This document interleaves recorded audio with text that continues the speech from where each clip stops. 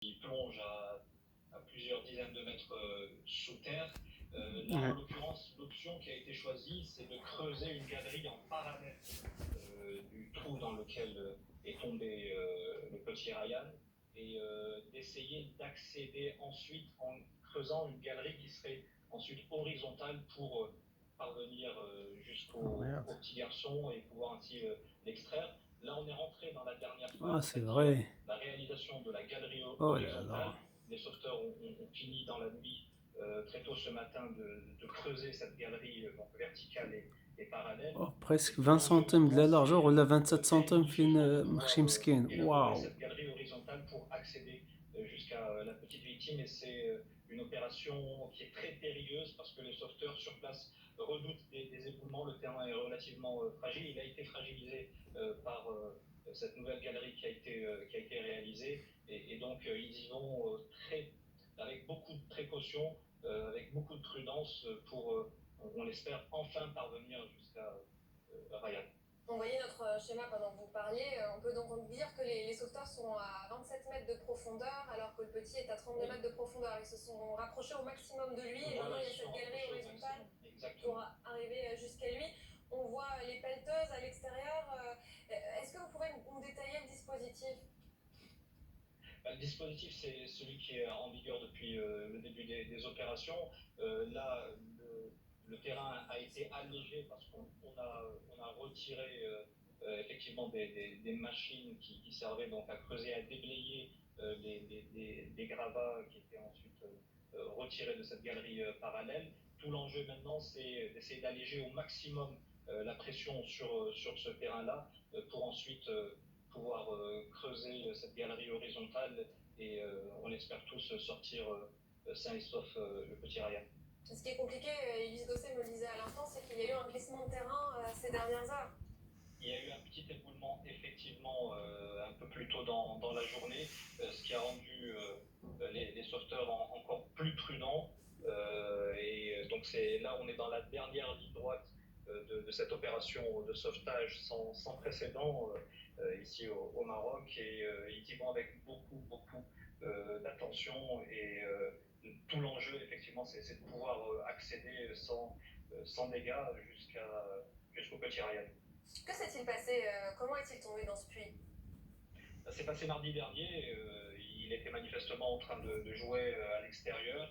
Et puis ses parents se sont inquiétés de ne plus voir apparaître. Ils ont commencé à le chercher à proximité de leur village et ils se sont rendus compte effectivement qu'il y avait ce puits qui était manifestement recouvert de manière assez sommaire et dans lequel le petit garçon est tombé tout simplement et il est arrivé jusqu'au fond du fait de sa petite taille en dépit de l'étroitesse de la galerie. Il y a le visage de ce petit garçon qui est sur toutes les chaînes de télévision, ce hashtag Sauver Ryan, une émotion nationale, c'est même au-delà de cela. C'est une émotion internationale, d'ailleurs, votre édition le montre, tout le monde depuis mardi dernier, tout le monde ne parle que de Ryan.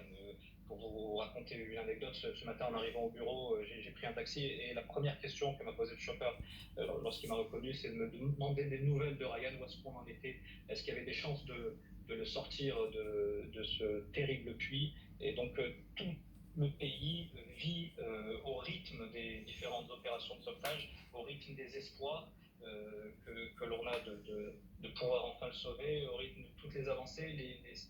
Les médias nationaux sont tous mobilisés, que ce soit les sites d'information électronique, télévision, à commencer par 2M bien évidemment, les journaux, tout le monde est en permanence focalisé sur cette vaste opération de sauvetage et sur la vie de ce petit garçon qui est devenu finalement le nôtre. C'est devenu un fils pour tout le monde, c'est devenu un petit frère, c'est devenu un petit-fils. C'est vraiment, Ryan fait aujourd'hui partie de la famille de tous les Marocains et tout le monde se préoccupe, s'inquiète de le voir enfin émerger et sorti de ce terrible enfer. Ulysse Ouadi nous raconte à quel point c'est tout un pays aujourd'hui qui retient son souffle, qui espère que le petit garçon sera sauvé. Il y a eu des bâtiments. Oui, quand la vie d'un enfant est en jeu, évidemment, l'émotion est considérable, surtout s'il y a effectivement un compte à rebours qui s'égrène de façon dramatique. Et vous l'avez dit, effectivement, il y a eu d'autres cas terribles hein, qui se sont produits. Le plus célèbre, c'est sans doute celle de cette jeune Colombienne de 13 ans qui, après l'éruption d'un volcan en Colombie, est non seulement emportée par la coulée de lave avec sa grand-mère tombe dans un trou, elle réussit à la sortir du trou, mais malheureusement, il y a des glissements de terrain, il y a des écoulements de boue et de lave, et la petite fille est emportée et elle reste coincée. Et son agonie. C'est la photo célèbre voilà, qu'on voit. Une photo d'ailleurs prise par un photographe français qui a suscité une polémique pour deux raisons. D'abord parce que c'était l'agonie d'une enfant, est-ce qu'il fallait la médiatiser de cette manière, et aussi parce que le gouvernement colombien a été mis en accusation à l'époque pour ne pas avoir pris des mesures préventives. Et lui a dit que cette photo de cette petite fille, justement, permettait de mettre les pouvoirs face à leurs responsabilités. C'est vous qui l'avez tuée et elle aura à jamais 13 ans. Oui, et ce qui a été vraiment incroyable dans elle cette s'appelait histoire... Omaira Sanchez. C'est ça, Omaira Sanchez. En fait, elle a fait preuve d'une dignité incroyable puisqu'elle communiquait avec ses sauveteurs, on le voit, mais malheureusement, elle est morte d'épuisement. Et elle dit adieu à ses parents en direct, elle dit adieu à sa famille dans les médias. Alors ça a été un cas, je dirais, emblématique. C'était vraiment une expérience terrible à la fois pour les sauveteurs, pour le pays et pour le monde, parce que voir un enfant mourir sans pouvoir réagir, évidemment, ça laisse sans voix.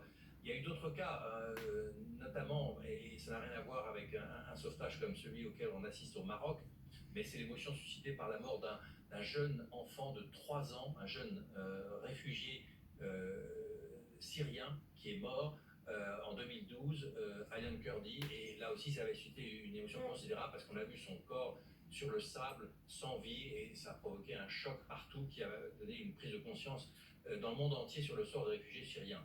Il y a d'autres cas, il y en a eu un en Andalousie, cette fois un jeune enfant qui lui aussi est tombé dans un puits qui ne faisait que 25 cm. C'était en 2019 ça. Voilà, en 2019, et lui malheureusement aussi est décédé. Il y a aussi eu en Thaïlande... alors ça c'est l'histoire positive, si j'ose dire, c'est effectivement en Thaïlande, un groupe de jeunes footballeurs qui étaient en excursion dans une grotte ont été pris par la montée des eaux, et là, heureusement, on les voit ici, eh bien, ils ont pu être secourus, et ça avait suscité encore une fois une émotion considérable. Ils avaient même eu droit à des tweets de Donald Trump qui s'était finalement joint à l'émotion collective. Et lorsque, évidemment, on arrive à sortir ces enfants des grottes ou des puits dans lesquels ils sont prisonniers, c'est un énorme soulagement. Ce qui est important au Maroc aussi, c'est que vous savez que le Maroc est en grande tension aujourd'hui avec l'Algérie, mais on a vu des footballeurs à la fois marocains et algériens, des internationaux, qui ont sur leur compte Twitter ou sur leur Facebook ou leur Instagram, ont appelé à la solidarité et au soutien de ce jeune homme. Donc on voit que... Ce petit garçon de 5 ans, on souhaite vraiment vivement qu'il sera retrouvé, ben oui, et très vivant. Ce qui est important là pour nos spectateurs, c'est qu'on est vraiment au point d'y arriver. C'est-à-dire c'est quelques mètres à peine. Et les plus difficiles. Les plus difficiles, mais avec deux sauveteurs qui maintenant, avec leurs mains, creusent la terre pour essayer d'atteindre ce petit garçon qui est alimenté, il faut le rappeler, par des tuyaux qui ont été descendus jusqu'au fond pour pouvoir lui donner de l'oxygène et à manger. Et tout le Maroc, évidemment, et tout le Maghreb et le monde entier espère évidemment qu'il va pouvoir sortir vivant dans les heures qui viennent. Merci beaucoup Ulysse. Dans un instant, dans le siège du